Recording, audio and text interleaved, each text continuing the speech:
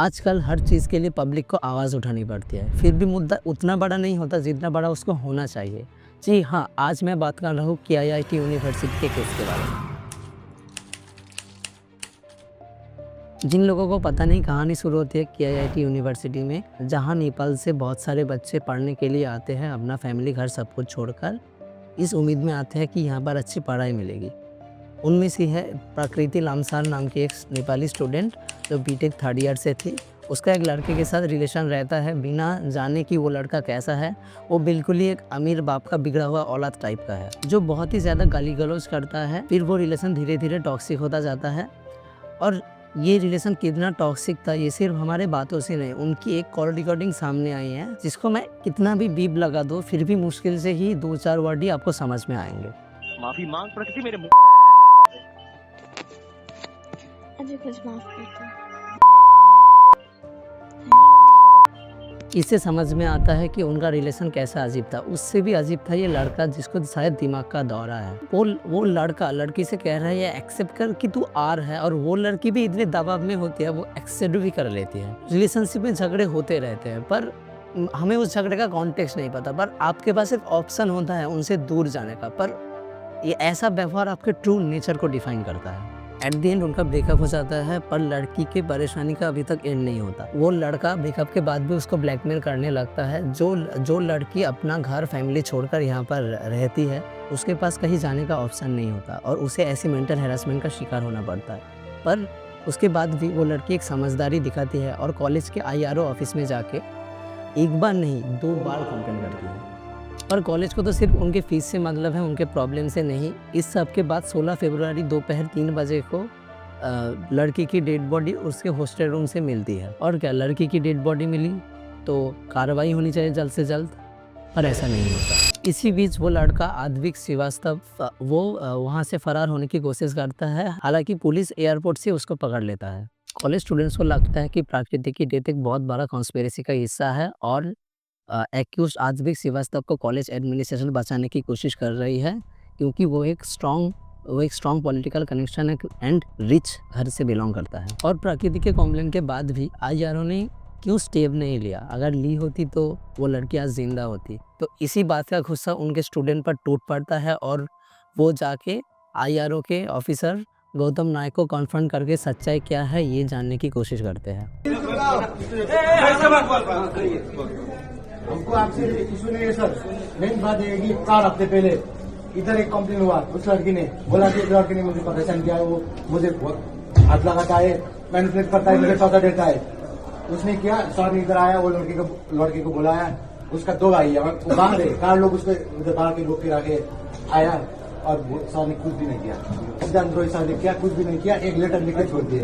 उसको सबको पता रहता है। पहली बार हुआ था, दूसरी बार जब आया था तुम थे। मेरा बात सुनिए ना। आद्विक के दोस्त का भी एक वॉइस मैसेज वायरल हुआ है, जिससे साफ पता चलता है कि प्रकृति कैसे रिलेशन में थी। I mean, there was a time we used to be friends last year, but then after the first incident, like the girl when she first tried to kill herself last year, since then we all drifted and we tried to stop the girl. We went and spoke, and then again she got back with him. Then he manipulated her not to be friends with us anymore. So she all it was all a scheme, and we don't know about the scheme. And then he broke her nose also last year. We tried to complain, we went everywhere, but nothing happened. And till this, not everything, whatever happened.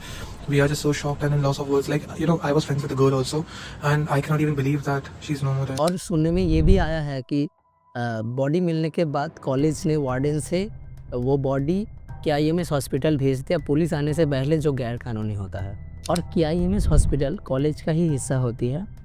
और college के student में ये भी फैलने लगा कि hostel के room से उस लड़की के फ़ोन और लैपटॉप को भी छेड़छाड़ किया गया। स्टूडेंट्स को लगने लगा कि RG कर के केस की तरह इस केस को भी दबा दिया जा रहा था, क्योंकि यहाँ भी सेम पैटर्न नज़र आ रहा था। इसलिए वहाँ के स्टूडेंट्स ने जस्टिस की मांग करते हुए प्रोटेस्ट करना शुरू कर दिया।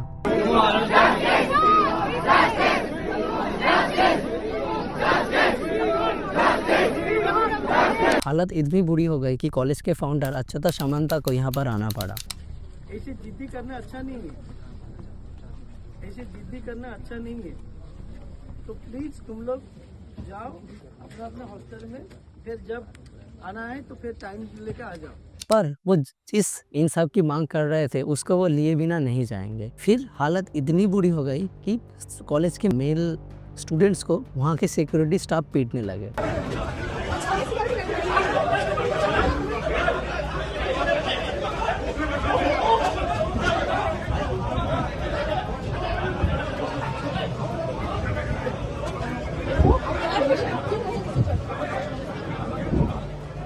और नेपाली लड़कियों को वहाँ के फैकल्टी धमकाने लगे। सामान जल्दी पैक करो, तो पुलिस आके पैक करेगा।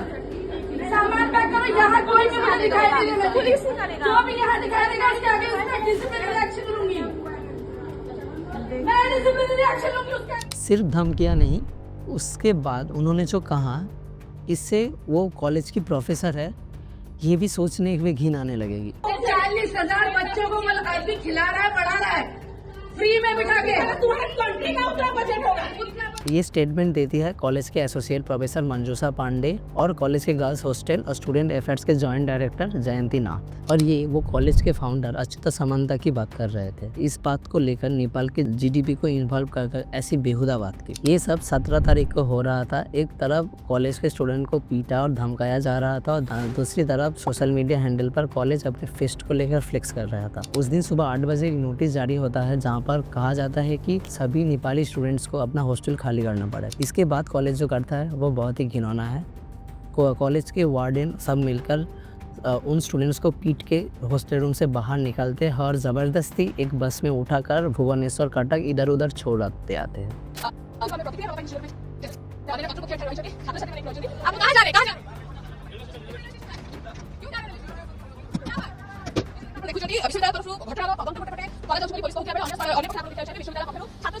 अपने देश छोड़ के आए हुए बच्चे जिससे कॉलेज 20-25 लाख रुपए का फीस लेता है और आज यही कॉलेज उन्हें ऐसा दिन दिखा रहा था।